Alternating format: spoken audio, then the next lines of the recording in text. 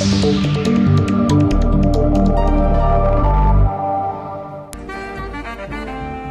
year ago, British barkeeper Tony Conigliaro made up a classic cocktail, a Manhattan, and poured it into this bottle.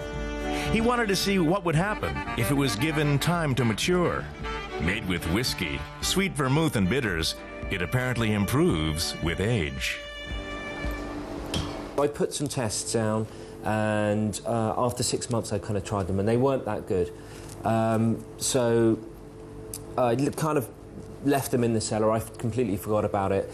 Later on that year, I was clearing out the cellar, and I thought I'd better try them before, you know, I throw all these bottles away. And I tried them, and what had happened is they'd reached, you know, a really lovely kind of stage where they had become more integrated and smoother, and really quite lovely. He originally studied art and worked in fashion before discovering his passion for cocktails. Over the last 12 years, he's worked all over London and was named Barkeeper of the Year in 2009.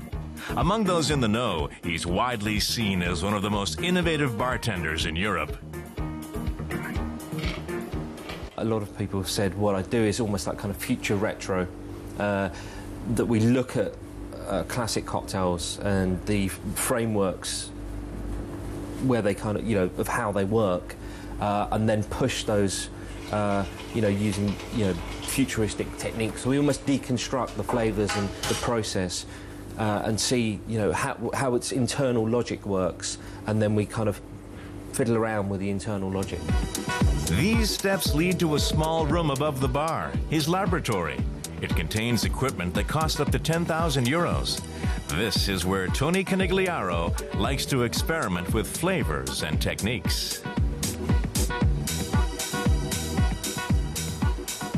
It allows us to create our own flavours and deliver flavours in the way we want to deliver them, rather than, you know, buying, you know, artificial flavours, or buying stuff that, you know, doesn't necessarily fit with our philosophy of the way we make drinks. Today he's figuring out how the taste of rhubarb can be enhanced by alcohol. He's used similar distillation techniques to perfect other unusual taste experiences, such as vodka flavored with horseradish and chocolate. It often takes up to 25 tries before Tony gets exactly the effect he's after.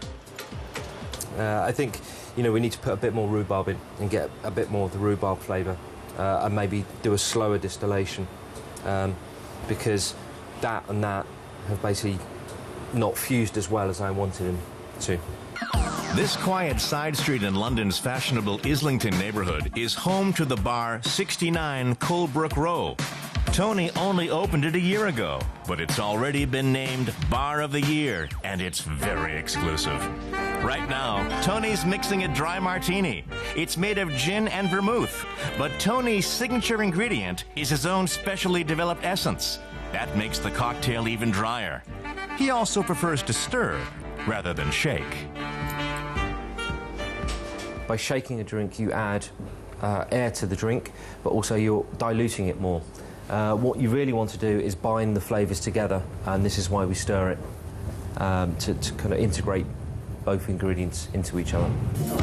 No coincidence, the bar only has space for 35 guests. That's how Tony Conigliaro wants it. Cocktails best enjoyed in an intimate atmosphere.